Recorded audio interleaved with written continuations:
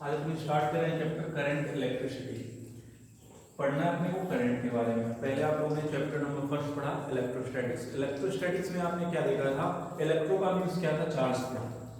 Electro का means था charge. Charge कैसे था? रेस्ट में था, मतलब velocity of charge zero.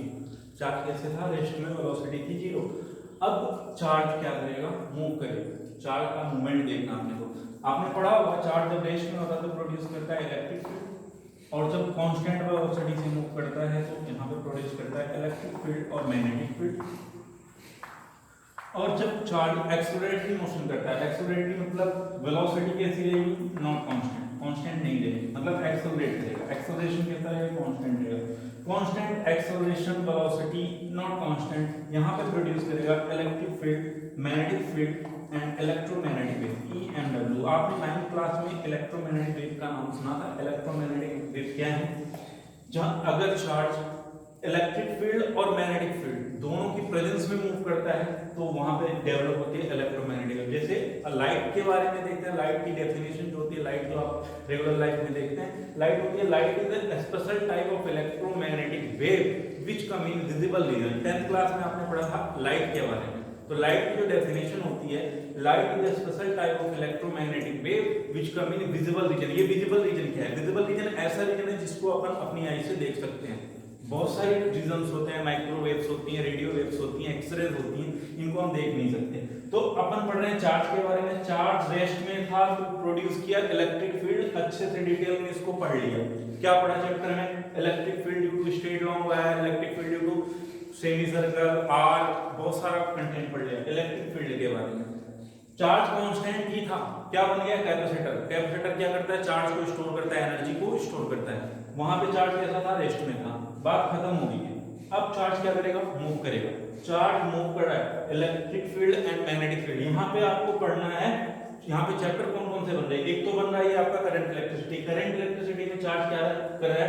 Constant velocity से मूव कर रहा है। आगे एक चैप्टर आने वाला है magnetic effect of current. Magnetic effect of current, current चलेगा तो मैग्नेटिक फील्ड भी डेवलप होगा, तो उसके बारे में आपको फिर से पढ़ना पड़ेगा। अभी अपन स्टार्ट करने वाले हैं करंट इलेक्ट्रिसिटी। करंट क्या है? Basically rate of flow of charge. I current का मींस हुआ, करंट को डिनोट करेंगे आई से। इसका मतलब क्या होगा? I is dq upon dt, rate of flow of charge. dt time की वैल्यू रख दो 1 सेकंड, टाइम की वैल्यू रख दिया 1 सेकंड, तो I इक्वल टू किसके हो गया? Q के, dq। I इक्वल टू किसके हो गया? Q के। मतलब यूनिट सेकंड में किसी भी कंडक्टर से कितना अमाउंट में चार्ज ट्रांसफर होता है, इसी को बोलेंगे I, करंट। करंट को एक टाइप से बोल सकते हैं एनर्जी। जैसे मैं आपको एग्जांपल बताता हूं, 2 पेशेंट हैं, दोनों को ग्लूकोज का ड्रिप लगा है। एक को आपने 1 घंटे में 1 बोतल पिलाया और एक को 1 घंटे में 10 बोतल पिला दिया, तो वो 1 घंटे जो होंगे उस इंसान के आखिरी 1 घंटे होंगे जिसको आपने 10 बोतल लगा दी। मतलब रेट ऑफ एनर्जी फ्लो बहुत ज्यादा होगा। यहाँ पे रेट ऑफ एनर्जी फ्लो कम थी, एनर्जी का फ्लो है। करंट क्या है? एनर्जी का फ्लो है, चार्ज का फ्लो है। तो इसके बारे में आज अपने को देखना है। तो स्टार्ट करते हैं चैप्टर को। तो चैप्टर स्टार्ट करने के पहले सबसे पहली बात जो है यहाँ पे मैं करने वाला हूँ आई के बारे में। I means current. करंट के बारे में अपन बात करने वाले हैं।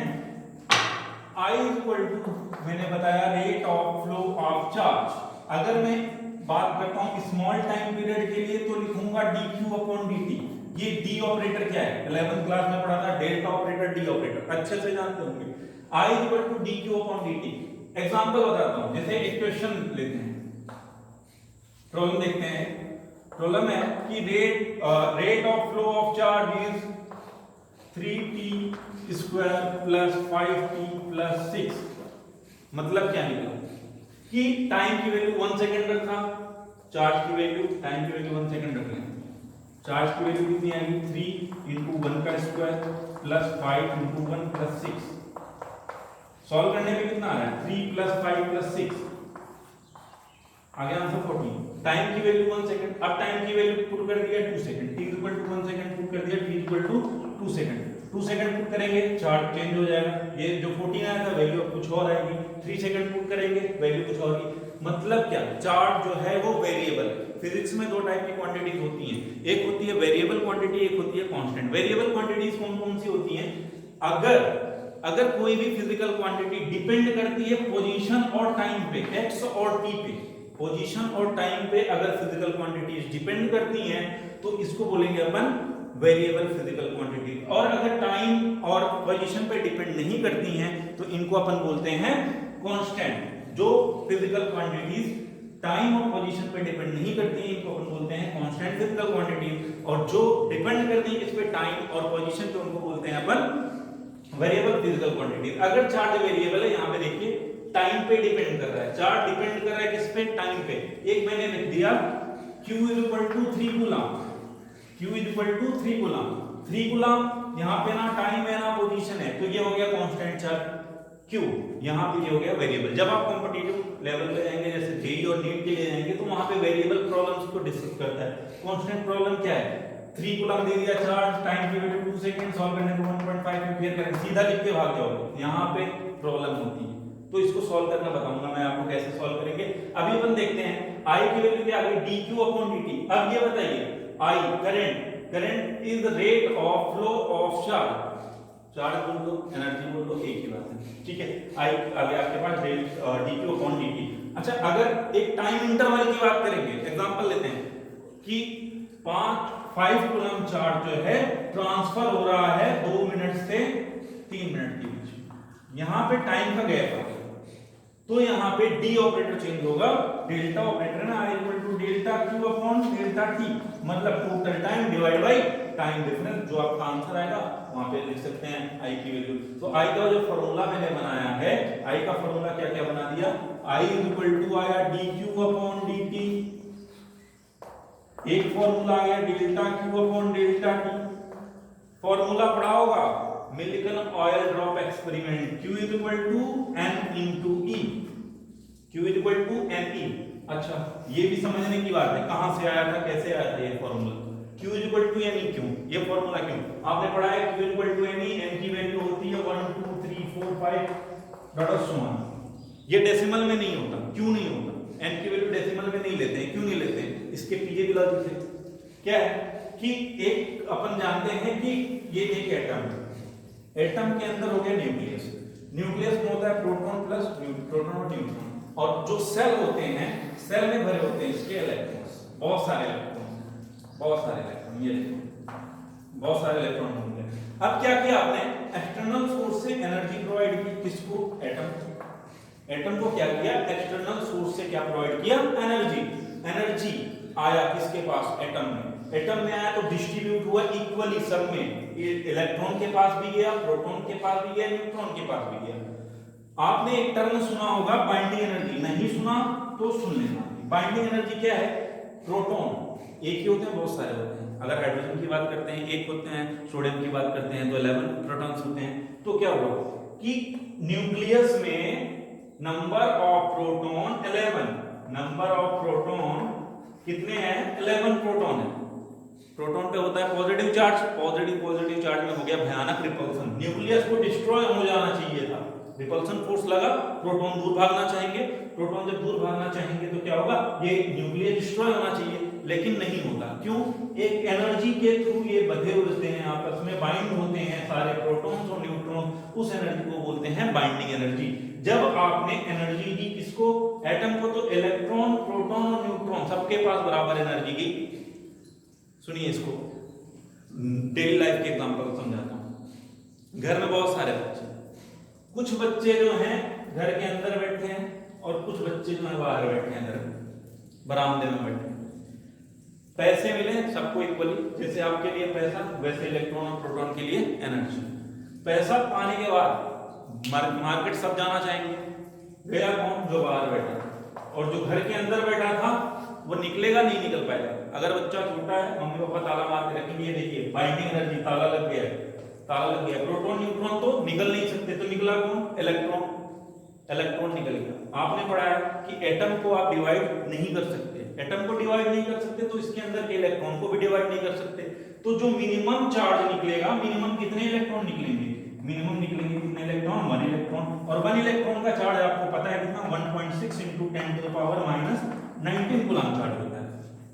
क्यों मिनिमम की वैल्यू कितनी आ गई, 1 इलेक्ट्रॉन। अच्छा, अगर कोई बोले हाफ इलेक्ट्रॉन ले आओ, ला सकते हो क्या, नहीं ला सकते, हाफ इलेक्ट्रॉन नहीं आ सकता। क्यों, क्योंकि एटम को डिवाइड नहीं किया जा सकता, तो इलेक्ट्रॉन को भी डिवाइड नहीं किया जा सकता। क्वांटाइजेशन ऑफ चार्ज, क्यों मिनिमम आ गया 1 इलेक्ट्रॉन के इक्वल, और जो अदर चार्जेस होंगे वो क्या होंगे, n × e, यहाँ पे n बोलते हो आप इंटीजर नंबर 1 2 3 4, ये फॉर्मूला यहाँ से आया था, इसका फंडा पूरा ये था, q की वैल्यू आई थी n × e, 1 2 3 4 क्यों लिखते थे, 1.5 क्यों नहीं लिखते थे, क्योंकि एटम को डिवाइड नहीं कर सकते तो इलेक्ट्रॉन को भी डिवाइड नहीं कर सकते। चलिए एक फॉर्मूला q = n पढ़ा था, तो I का एक और फॉर्मूला आपके पास आने वाला है, I = ne/t, एक और फॉर्मूला आ गया I का ne/t। अगर मैं बात करता हूं इसकी यूनिट की, यूनिट ऑफ करंट, यूनिट की बात करेंगे, चार्ज की यूनिट आपने पढ़ा है कूलम, चार्ज की unit coulomb upon second, time की यूनिट सेकंड, प्यार से बुलाएंगे एम्पियर, प्यार से इसको क्या नाम देने वाले हैं, एम्पियर। एम्पियर का नाम क्यों देते हैं, करंट की डिस्कवरी किसने की थी, एम्पियर ने की थी, और एम्पियर ने अपना नाम से अपना नाम रोशन कर लिया, वो तो निकल गया, आपको परेशान कर रहा है अभी भी करंट के बारे में, ये सारी डिटेल्स हो गई। अब इस पे प्रॉब्लम्स किस टाइप से बनती हैं, कैसे बनती है, इसको अपन देखेंगे। उससे पहले देखते हैं कि एक जो कंडक्टर होते हैं नॉर्मल, आप जानते होंगे conductor, insulator, semiconductor, super conductor, इतने टाइप के मटेरियल होते हैं। On the basis of conductivity materials are divided into 4 equal parts. कौन कौन से पार्ट होते हैं, एक होता है कंडक्टर, एक होता है इंसुलेटर, एक होता है सुपर कंडक्टर, एक होता है सेमीकंडक्टर। सबको पढ़ना है क्लास 12 में, सबके बारे में आपको पढ़ना है।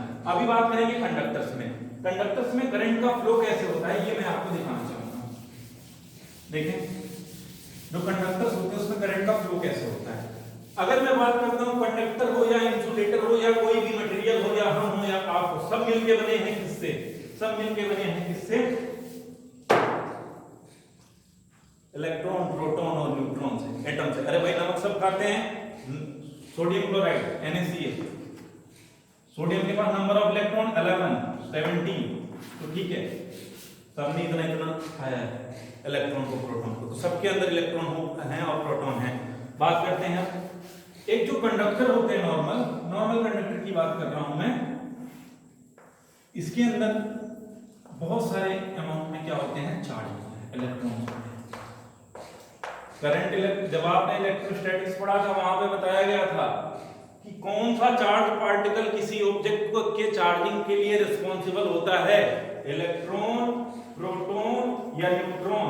ढूंढ के रखना, आंसर बताना बाद में मेरे को, कौन सा चार्ज पार्टिकल किसी भी मटेरियल के चार्जिंग के लिए रिस्पॉन्सिबल होते हैं, आपका इसका आंसर निकालना है। देखिए कोई भी कंडक्टर हो या इंसुलेटर हो या कुछ भी हो, उसमें क्या होगा, इलेक्ट्रॉन होंगे। इलेक्ट्रॉन्स क्या होते हैं बेटा कि ये मूव करते रहते हैं, रैंडमली मूव करते रहते हैं, इनकी कोई फिक्स वेलोसिटी, फिक्स डायरेक्शन या फिक्स वेलोसिटी नहीं होती। क्यों मूव करते हैं, ये भी एक क्वेश्चन बनता है। साइंस क्या है, साइंस के में जब तक y w h y का मतलब होता है क्यों, और एक होता है y, दोनों को, इसका मतलब क्यों नहीं होता, इसका मतलब क्यों होता है w h y, ये लिखने की जरूरत कहां थी, y लिख के निकल लेते थे। लेकिन साइंस ऐसा है जहां पे हमेशा इसकी जरूरत पड़ने वाली है। ये मूव क्यों करते हैं, इसके लिए मैं बताता हूं कि आप किसी ना किसी टेम्परेचर पे कंडक्टर को रखोगे, 0 डिग्री पे, एब्सोल्यूट टेंपरेचर 0 डिग्री पे रख दोगे तो भी ये हो गया 273 केल्विन। 11th क्लास की बात कर रहा हूं, आपने टेम्परेचर स्केल पढ़ा था, 273 केल्विन। इनके पास क्या है, थर्मल काइनेटिक एनर्जी, एक एनर्जी होती है काइनेटिक एनर्जी, और वो इलेक्ट्रॉन्स के पास कहां से आती है, टेम्परेचर के थ्रू आती है। ये होती है thermal kinetic energy. Thermal kinetic energy के थ्रू ये इलेक्ट्रॉन्स जो हैं ये मूव करते रहते हैं कंडक्टर्स में, हमेशा पढ़ा था, अभी बताया था। करंट क्या होती है, rate of flow of charge, charge move कर रहा है, करंट बनेगी नहीं बनेगी, आंसर आना चाहिए, आंसर आएगा यहाँ पे कि करंट बनेगी, लेकिन फिक्स्ड डायरेक्शन ना होने की वजह से कोई भी अपन करंट की अमाउंट नहीं पा सकते यहाँ पे। फिर क्या किया मैंने, इसको एक्सटर्नल सोर्स से जोड़ दिया, बैटरी का बड़ा वाला डंडा, positive terminal, negative terminal. Electron कौन सा charge, negative charge, positive charge और नेगेटिव चार्ज में कौन सा फोर्स, फोर्स ऑफ अट्रैक्शन। सारे इलेक्ट्रॉन्स कहां जाएंगे बेटा, कहाँ जाएंगे, कौन से टर्मिनल पे जाएंगे, पॉजिटिव टर्मिनल की तरफ। सारे इलेक्ट्रॉन्स मूव करना स्टार्ट कर दिए, कौन से टर्मिनल की तरफ, पॉजिटिव टर्मिनल की तरफ। तो number electrons, movement of electron किधर, इलेक्ट्रॉन्स मूव करेंगे किधर, negative to positive, negative to positive. Electron सारे पॉजिटिव टर्मिनल की तरफ। नेगेटिव और नेगेटिव में रिपल्सन होता है, नेगेटिव चार्ज जो है ये नेगेटिव टर्मिनल रिपेल करेगा इलेक्ट्रॉन्स को, और इलेक्ट्रॉन सारे आएंगे पॉजिटिव टर्मिनल की तरफ। पॉजिटिव टर्मिनल इलेक्ट्रॉन आया, इलेक्ट्रॉन जैसे ही वन इलेक्ट्रॉन एंटर किया यहाँ पे पॉजिटिव टर्मिनल में, यहाँ से एक इलेक्ट्रॉन रिलीज हो गया। अब मैंने बोला कि सर्किट ब्रेक हो गई, घर पे एक तार तोड़ देना, जो मेन सप्लाई आती है वहां पे एक वायर तोड़ देना, आप देखना करंट नहीं आएगी। क्यों नहीं आएगी? क्या हुआ बेटा कि इलेक्ट्रॉन एंटर किया, बैटरी का कॉन्सेप्ट बिल्कुल सीधा, number of incoming electron is equal to number of outgoing. जितने इलेक्ट्रॉन आएंगे उतने जाने हैं। अगर ये रेशियो डिस्टर्ब हुआ, बैटरी इलेक्ट्रॉन्स को प्रोड्यूस नहीं करेगी। क्या हुआ कि यहाँ पे आपने सर्किट ब्रेक कर दिया, इलेक्ट्रॉन नेगेटिव टर्मिनल से रिलीज हुआ, लेकिन वापस यहाँ पे नहीं पहुंचा क्योंकि यहीं पे रुक गया। जैसे कंडक्टर में एंटर नहीं करेगा, जब कंडक्टर में एंटर नहीं करेगा यहाँ से इलेक्ट्रॉन रिलीज नहीं होगा, इलेक्ट्रॉन रिलीज नहीं होगा, वापस पॉजिटिव टर्मिनल पे नहीं आएगा, तो करंट का कोई भी मूवमेंट देखने को नहीं मिलेगा।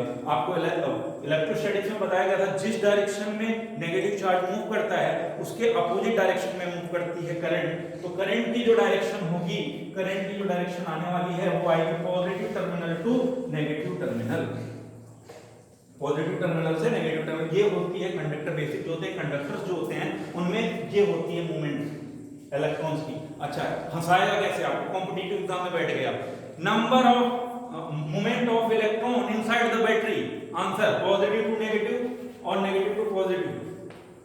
वापस सुनना question, movement of electron inside the battery, मैंने बोला movement of electrons inside the circuit, negative to positive. सबने सोचा सर्किट की बात कर रहा है, लेकिन क्वेश्चन ध्यान से पढ़ा नहीं, क्वेश्चन में पूछा था इनसाइड द बैटरी।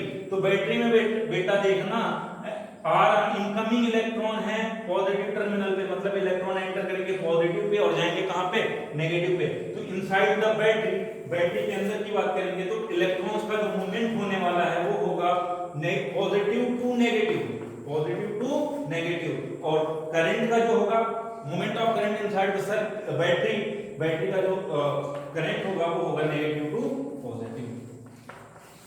बात समझ में आ जानी चाहिए। ये होते हैं कंडक्टर्स में फ्लो ऑफ करंट, जितने भी कंडक्टर होते हैं। एनर्जी बैंड कॉन्सेप्ट आता है, वहां से मैं आपको समझाऊंगा कि सेमीकंडक्टर और सुपर कंडक्टर, कंडक्टर इनको डिवाइड कैसे करते हैं, वो एनर्जी बैंड कॉन्सेप्ट है, वो मैं नेक्स्ट क्लास में आपको बताने वाला हूं। अभी ये आपको अच्छे से याद रहना चाहिए क्योंकि आपके बोर्ड के लिए ये काम आएगा। इसको अच्छे से कॉन्सेप्ट को समझिए। इलेक्ट्रॉन्स हैं, नेगेटिव चार्ज है, पॉजिटिव चार्ज, पॉजिटिव टर्मिनल ये है। पॉजिटिव और नेगेटिव में क्या होता है, फोर्स ऑफ अट्रैक्शन होता है। कहां से आया, इलेक्ट्रोस्टैटिक्स से आया, उसकी बात नहीं कर रहा हूं। नेगेटिव और पॉजिटिव में फोर्स ऑफ अट्रैक्शन, इलेक्ट्रॉन सारे कहां से, पॉजिटिव टर्मिनल पे, नेगेटिव टर्मिनल से जिस साइड में इलेक्ट्रॉन जाएगा उसके अपोजिट डायरेक्शन में करंट गई, करंट आई, पॉजिटिव टू नेगेटिव। अगर बैटरी की बात करेगा, बैटरी के लिए इलेक्ट्रॉन का मूवमेंट पॉजिटिव टू नेगेटिव और करंट की मूवमेंट नेगेटिव टू पॉजिटिव। ठीक है, अब मैं डिस्कस करने वाला हूं क्वेश्चन की, इस पे क्वेश्चन किस टाइप से बनते हैं। तो ये देखिए क्वेश्चन, डिफरेंशिएशन, इंटीग्रेशन, ये दो चीजें हैं, आपको आना चाहिए। 11वीं क्लास में अच्छे से आपको बताया गया होगा क्योंकि मैकेनिक्स जो है 11वीं क्लास में जो मैकेनिक्स वाली यूनिट है बिना इसके नहीं होगी। डिफरेंशिएशन जो मेरे को रिक्वायरमेंट पढ़ने वाली है x की पावर n की, x की पावर n का जो डिफरेंशिएशन होता है nx की पावर n -1। नॉर्मली बता रहा हूं, जो इंटीग्रेशन होता है, जो इंटीग्रेशन होता है x की पावर n+1 अपॉन n+1। जैसे मैंने आपको दिया कि क्वेश्चन है कि rate of amount of charge in a conductor is given by 3t² + 2t + 5, find the value of current after t = 2 second. आपको क्या निकालना है, current. Amount of charge in a conductor is given by 3t² + 2t + 5. Find the value of charge, value of current after 1 second, after 2 seconds. I equal to formula क्या पढ़ा है, dq upon dt। d q की value क्या आ गई, 3t² + 2t + 5 upon dt। t के reference में differentiation करना है। d मींस डिवाइड होता है, d मींस डिफरेंशिएशन, ऐसे याद कर लेना, समझ में नहीं है कहां डिफरेंशिएशन करना है कहां इंटीग्रेशन करना है। d फॉर डिवाइड होता है, d फॉर डिफरेंशिएशन, जहां डिवाइड होगा और वेरिएबल क्वांटिटीज होंगी वहां पे डिफरेंशिएशन कर देना, जुगाड़ है। और जहां पर मल्टीप्लाई होगा वहां पे क्या कर देना, इंटीग्रेशन। कब, जब वेरिएबल क्वांटिटीज होंगी, ठीक है। d upon dt 3t square plus 2t plus 5 x की पावर m का डिफरेंशिएशन nx की पावर m माइनस 1 लाओ कर दो, पावर जो है वो आगे मल्टीप्लाई होगी, 3 into 2t की power 2 minus 1 plus 2 into t की पावर 1 है 1, t की पावर 1 माइनस 1, कुछ छुपा है देखने की कोशिश करना, दिख जाएगा। 5 के पास लिखा है t की पावर 0, समथिंग पावर 0, 1 करोड़। आपका बैंक बैलेंस कितना है, 1 CR, 1 CR की पावर 0 मींस कितना, 1 मींस कितना हो गया, 1। तो यहाँ पे छुपाया गया है t की पावर 0, तो क्या करें, कीजिए इसका 0 into 5 t की पावर 0 माइनस 1, सॉल्व करें, कितना है, इसको सॉल्व किया 3 to the 6 t की पावर 2 माइनस 1 कितना बन गया t, तो ये हो गया सॉल्व करने पे 6t प्लस 2 t की पावर 0, 0 into 5 0, ये टर्म खत्म हो गई 0, 6t प्लस 2, t की वैल्यू कितना दिया था बेटा, 2 सेकंड यहाँ पे पुट करें, 6 into 2 प्लस 2, आंसर आ गया 40। यूनिट लिखते हैं बेटा, यहाँ पे कोई भी एम्पियर नहीं लिखना है। क्यों नहीं लिखना है, क्योंकि यहाँ पे आपको यूनिट नहीं दी थी, कूलम नहीं दिया था। वेरिएबल क्वांटिटी जब भी इंटीग्रेशन और डिफरेंशिएशन से जो आंसर आएगा आपका, वहां पे अपन लिखेंगे यूनिट, ओनली यूनिट, ठीक है। ये एक टाइप की वैरायटी हो गई। एक क्वेश्चन ऐसे आएगा कि 500 coulomb charge, 500 coulomb charge flowing in a conductor in 5 seconds. Find the value of current I. सीधा सीधा question, delta Q upon delta T। 500 coulomb दिया है, चार्ज दिया है 4 मिनट, टाइम 5 सेकंड, डिवाइड किया 100 एम्पियर। यहाँ पे एम्पियर लिखेंगे, क्यों लिखेंगे, यहाँ पे देखिए वेरिएबल क्वांटिटी नहीं है, पहचानना आना चाहिए। t या x होता तो वेरिएबल होती, अगर t होता तो टाइम पे डिपेंड करता, x होता तो पोजीशन पे डिपेंड करता, दोनों नहीं है मतलब कांस्टेंट है 100 एम्पियर। डायरेक्ट सॉल्व करने का आंसर आ जाएगा। थर्ड वैरायटी का जो क्वेश्चन बनता है वो बनता है करंट आपको दे देगा, करंट दे देगा तो आपसे क्या पूछेगा कि चार्ज बताइए, चार्ज बताइए, नंबर ऑफ इलेक्ट्रॉन बताइए। ये प्रॉब्लम कैसे बनती है देखिए, current in a conductor is given by 3t square plus 2t plus 5, मेरी favourite equation, 3t square plus 2t plus 5, find the value of current or find the value of charge and number of electron in 2 seconds। t की value कितनी दी थी, 2 second. Formula I equal to dq upon dt, क्या निकालना है बेटा इस बार, dq, q की value निकालनी है, तो dq equal to क्या आएगा, I into dt। बेटा मल्टीप्लाई हो रहा है, वेरिएबल क्वांटिटी है, इंटीग्रेशन या डिफरेंशिएशन, सबका आंसर आएगा इंटीग्रेशन। इंटीग्रेशन कर दो, integration of x, integration of x की power n into dx is equal to क्या आता है, x की power n plus 1 divide by n plus 1। Value put कीजिए, सॉल्व कीजिए, सॉल्व करके आंसर निकालना, इसको सेंड करना आप लोग, ठीक है। तो अभी फिलहाल इतना ही रखते हैं, बाकी नेक्स्ट क्लास में देखेंगे। Thank you.